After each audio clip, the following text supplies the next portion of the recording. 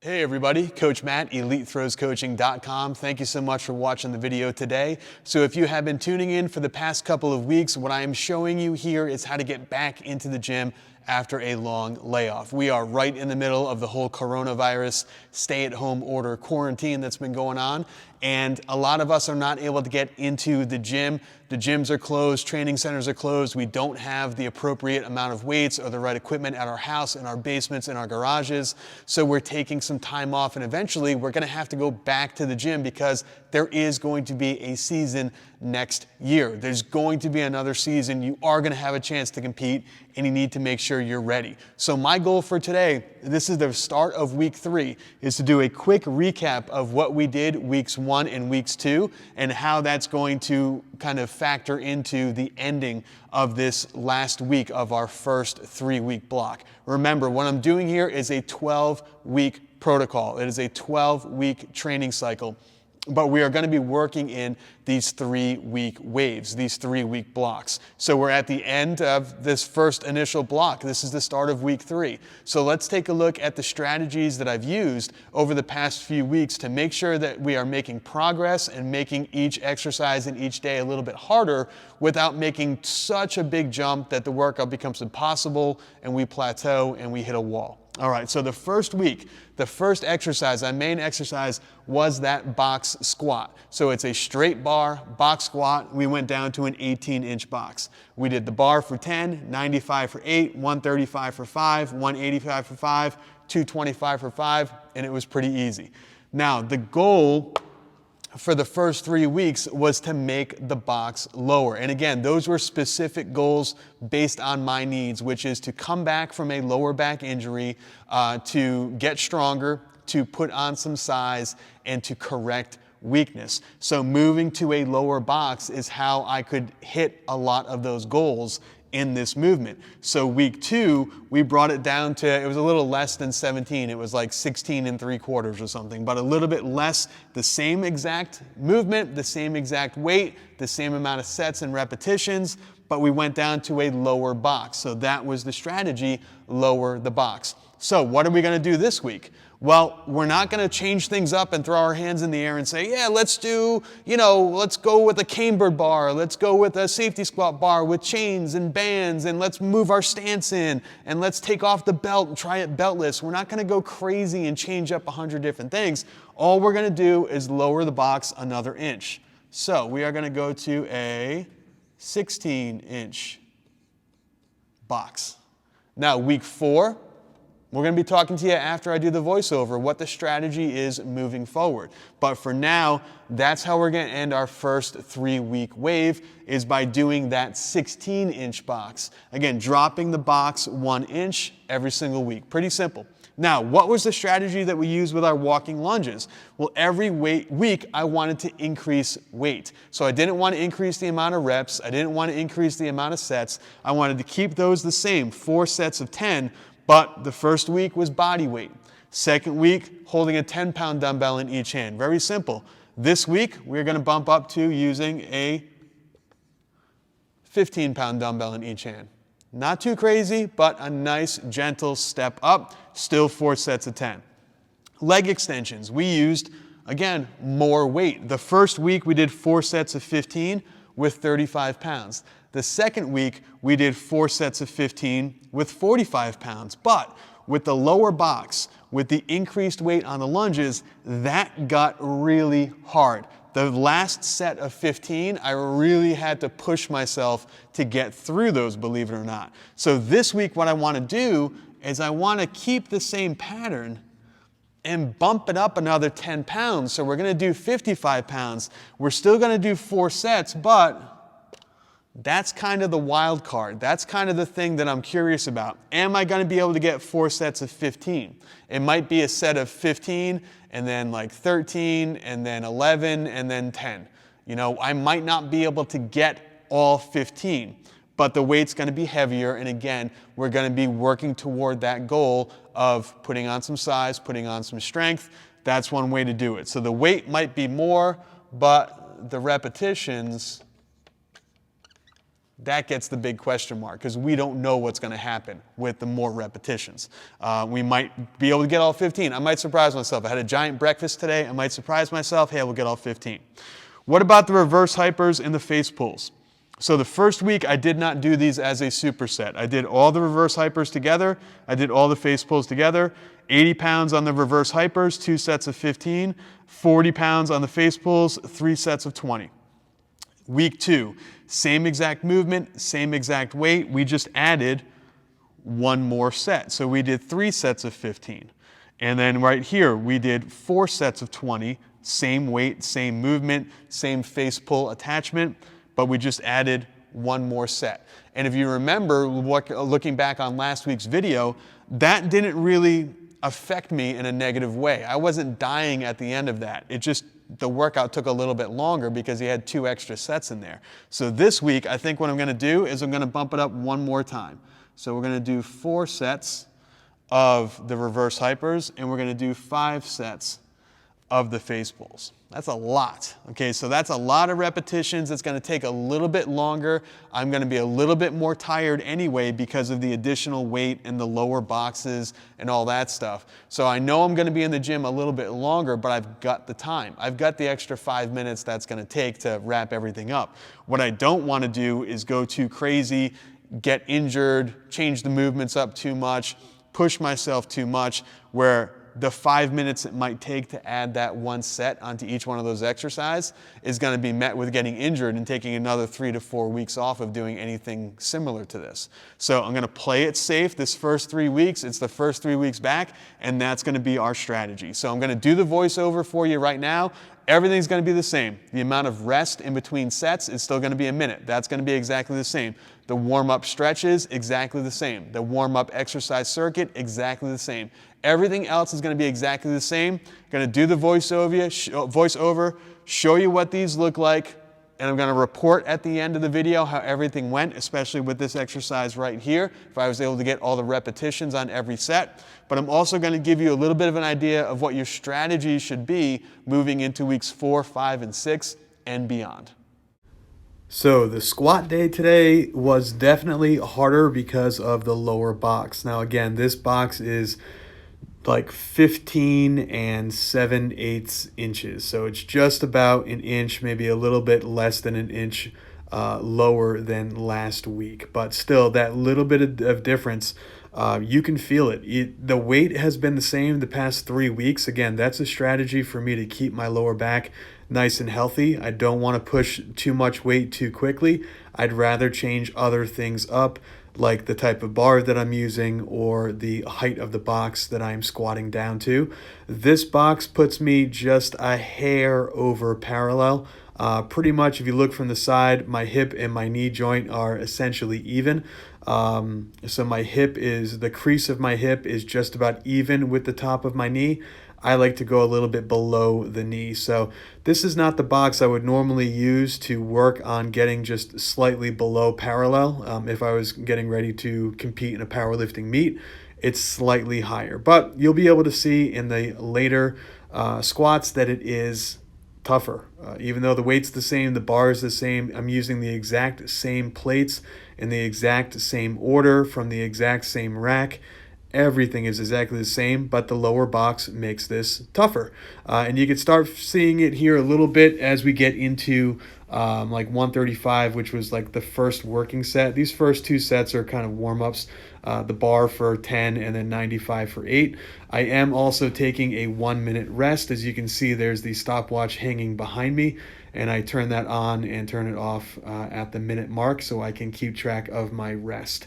Now, as I get into heavier weights, I will probably be taking a longer rest period. That's just normal. Also, if I ever change the bar up, which I think will be the plan on week 4, change the bar and go back to that higher box, the bar that I choose is going to be more difficult for me, so I will have to take a little bit longer rest because the minute today was really killing me. It was literally change the plates, make sure that I didn't forget to hit the red record button, and then walk back over, and that was about a minute. So barely enough time to get a drink before going again. So a minute rest is very quick. So let's take a look. 185, Really trying to do a few things here. I was noticing when I was going over these videos that my feet were a little bit too wide. They were pointing out a little bit too much. So I started to dial that in right around 135 and 185. Didn't want them sliding open too much. I was really looking to do more of driving my knees open, which you'll see here on the next one, which is my last set, which is 225. So for this one here, I was really working on bracing after every single rep. So brace at the top, hold that brace all the way down, all the way up, exhale, brace again, down, up, exhale, brace again, get super, super tight, down, up. And at this point, I'm looking right at the camera. Tight, down, up. I've realized I was kind of overarching my back, so this one I really decided to look up. I don't know why I looked up instead of looking like pounding my neck back, like giving myself a double chin. But you know, the overarching of that lower back is something that I really need to watch out for. So this is walking lunges with 15-pound dumbbells. Nothing to write home about here. It was 5 pounds heavier per hand than last week. Again, at this point, a little bit more difficult than last week, and last week was a little bit more difficult than the week before. So nice, gentle progression. Again, I gave away my 20 and 25-pound dumbbells to some of our adult members at the gym, or adult, as some of my kids tell me I say adult wrong. I should be saying adult. So some of our adult members. So jumping up to the next size would be a 30 in each hand, so double the weight in each hand. So probably not going to be the strategy for next week. I may just include walking lunges in my warm-up next week instead. So this is my third set of leg extensions, and these got pretty tough toward the end. You'll see right around the 11th or 12th rep on this set here. I start making lots of weird faces. My face turns really red. My legs were completely on fire and burning and feeling like garbage. And I even stop at a few. I kind of stop and then go again, which you don't really want to do. You want to keep constant tension on the muscle, but at some point, getting the reps to me is more important than constant tension on the muscle. So I'm going to try to finish these out, get all 15, which I do. It's pretty ugly, but I do get all 15 on this third set. And then on the fourth set, you'll see right around the 9th or 10th rep is where I stop at the bottom and just do kind of try to bang out the rest of those repetitions. So going through here, again, this is 10 pounds heavier than last week, and last week these gave me trouble. So I'm trying to go non-stop here. You can see I'm just gradually touching the bottom, and this is where I start to rest at the bottom for a split second. I'm really grabbing onto those handles as well to try to keep myself from like lifting my butt up and using too much body English. And able to get all 15. See the last couple reps here, I'm not getting all the way to the top. I'm like 95% of the way at the top. Again, I was so fatigued at this point, man. My legs need a lot of work. This is something a little different. You saw this exercise last week and the week before. This is a face pull using a standing ab strap. But these work really well for me because I'm able to get my arms open really wide and keep my fists over my ears. But the way that I took video of this today, I want to show you how quickly you can move between two exercises. So I did these exercises today as a couplet, as a superset, because I was running short on time. I was already over a little bit because of additional stretches. So I'm just going to grab the tripod. You're going to get like a Mary Poppins flying view overhead of the gym. Walk right over, put the tripod down, adjust the height of the camera, and then boom, you're ready to go. So that's literally how quick I am moving between these exercises when I do these couplets, when I do these supersets. And that's okay because, again, I'm using a face pull, which is going to target upper back, rear delts, and something like the reverse hyper is glutes and lower back. So it's not the same muscle group. It's not the same movement pattern. You've got a pull and a hinge, upper back, glutes, Really not using anything that's too similar here, so you can go back and forth quickly. When one muscle group is working, the other one is resting, and then you'll see at the end of this here when I finish, it's literally enough time where I get out of the strap, I walk away, and I walk behind the tripod and turn off the camera. All right, well that ended up being a pretty solid day of training. It was more difficult than last week, and last week was more difficult than week 1, so mission accomplished. I was actually able to complete everything exactly like I had planned out. The leg extensions, they were extremely difficult, as you saw in the video. After about the 9th or 10th rep on those last 2 sets, I was really having to force them up there, and they weren't the cleanest or the prettiest repetitions, but I was able to get them done. So I was expecting the weight to go down, but the weight was actually pretty good. The reps stayed the same. That was pretty good. So box squats on the lower box, good. 225 felt different or heavier on that lower box, as it should have. I also realized I played 9 holes of golf. I walked the golf course yesterday and did a little bit of yard work yesterday. So no wonder why. I mean, it doesn't take a genius. I guess all these days are blending together, and I totally forgot that was yesterday. That's why my lower back's a little bit sore too. So those squats were a little bit difficult, a little bit tougher on the lower box, but I was able to get them, so mission accomplished.